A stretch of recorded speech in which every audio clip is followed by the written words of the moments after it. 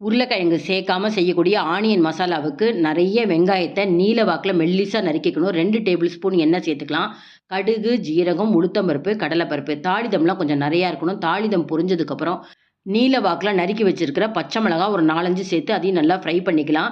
ஒரு 2 ஆர்க்கு கருவேப்பிலையும் சேர்த்து ஃப்ரை பண்ணதுக்கப்புறம் நீல வாக்கில் நறுக்கி வச்சிருக்கிற வெங்காயத்தை சேர்த்துட்டு நல்லா நிறம் மாறுற வரைக்கும் நல்லா வதக்கணும். நிறம் மாறினதுக்கப்புறம் ஒரு 2 தக்காளி பொடி பொடியாக நறுக்கி வச்சு அதையும் சேர்த்துக்கலாம். இந்த மாதிரி சேர்க்குறப்ப எலுமிச்சம்பழம் ஜூஸ் சேர்க்கணும்னு அவசியம் இல்லை.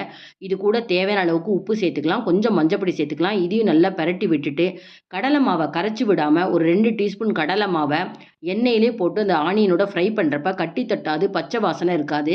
வதங்கினதுக்கப்புறம் தேவையான அளவுக்கு தண்ணி சேர்த்து நல்லா கொதிச்சதுக்கப்புறம் இது கூட 1/2 டீஸ்பூன் மிளகாத்தூள் சேர்த்து அதையும் கிளறிட்டு அடுப்பை நிறுத்திட்டு நிறைய கொத்தமல்லி சேர்த்துட்டா உருளைக்கிழங்கு சேர்க்காத ஆனியன் மசாலா ரெடி. கண்டிப்பாக பூரிக்கு ட்ரை பண்ணி பாருங்கள். பிடிச்சிருந்தா லைக்ஸ் கொடுங்க. மறக்காமல் என்னோட சேனலுக்கு சப்ஸ்கிரைப் பண்ணுங்கள்.